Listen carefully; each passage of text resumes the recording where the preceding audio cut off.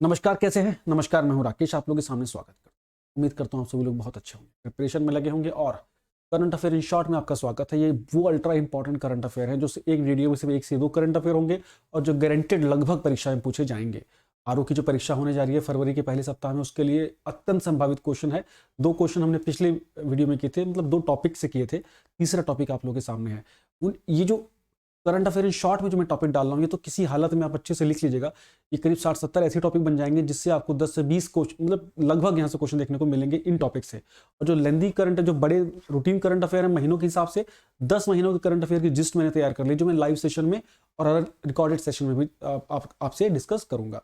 तो आज का जो इंपॉर्टेंट टॉपिक है यूनेस्को को लेके है। यूनेस्को की क्रिएटिव सिटी नेटवर्क का एक वो इनिशिएटिव लेके चल रहे हैं वो लोग, है ना। 2004 से लगभग 20 साल होने जा रहे हैं और उसमें भारत के 2 नए शहरों को फिर से एंट्री मिल गई है, तो ये भारत के लिए बहुत बड़ी बात है। ऑफकोर्स कल जब वैश्विक स्तर पे भारत या इसके किसी राज्य, किसी वस्तु, किसी भी चीज का अगर पहचान में बढ़ोतरी होती है या कुछ सम्मान मिलता है, तो वो क्वेश्चन सीधे सीधे हमारी परीक्षाओं का चहेता बन जाता है। और लगातार पीसीएस में ऐसे क्वेश्चन पूछे गए हैं, अन्य परीक्षाओं में ऐसे क्वेश्चन पूछे गए हैं जहां जीएस की प्रबलता होती है।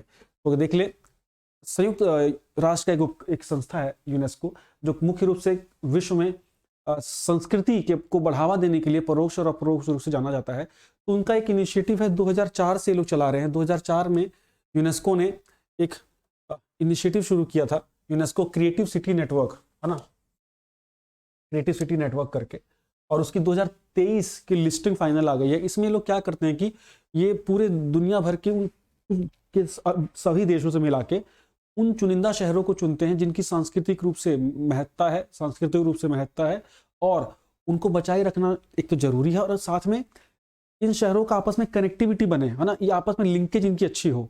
तो कल्चरल रूप से 7 अलग अलग क्षेत्रों में ये इन शहरों का चयन करते हैं, जैसे संगीत के क्षेत्र से हो गया, प्योर आर्ट के क्षेत्र से हो गया, फिल्म से हो गया, इसके अलावा आपका लिटरेचर से हो गया, है ना। अलग अलग कैटेगरी, 7 अलग अलग कैटेगरीज हैं, उससे चुनते हैं।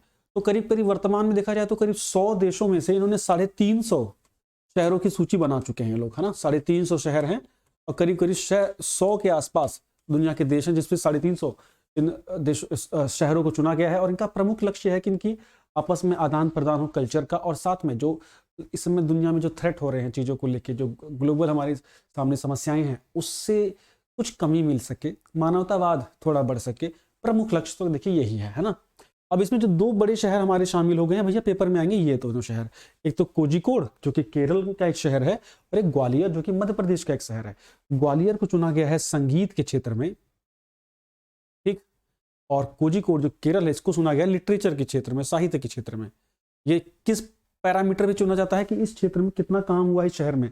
तो ग्वालियर तो घराना ही फेमस है संगीत में, आपको पता ही, ग्वालियर घराना जैसे बनारस घराना है ना, वैसे ग्वालियर घराना भी है। और कोझिकोड में साहित्य के ऊपर काफी अवार्ड्स मिल चुके हैं बड़े बड़े राइटर्स को, वो राइटर्स कोझिकोड केरल से हुए हैं। तो निश्चित रूप से 2 क्वेश्चन हमारे लिए इंपॉर्टेंट हो गए। अब क्वेश्चन यहाँ से कैसे बढ़ेगा कि पास्ट में हमारी और कौन कौन से हमारे जो शहर हैं जो इसमें ऑलरेडी शामिल हैं। तो देखिए, एक तो जयपुर ऑलरेडी है इसमें, शिल्प और लोक कला के क्षेत्र में। उसके बाद श्रीनगर जो जम्मू कश्मीर का है वो भी सेम कैटेगरी में है।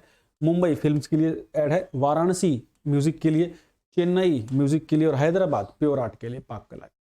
ठीक है, तो ये हमारे ऑलरेडी स्टैब्लिश्ड इसमें नेटवर्क में है। 3 4 5 6, ठीक। तो हमारे टोटल कितने हो गए? 8। पहले कितने थे? 6। ये 6 ईयर है और 7 और 8 हमारे सामने हैं। करंट अफेयर बस इतना ही। अब घुमा के कहीं से कुछ पूछ ले, आपको सीधे सीधे आंसर दे देना है। तो इस टॉपिक में सिर्फ इतना ही, कम समय में ज्यादा चीजें। Thank you so much, bye bye.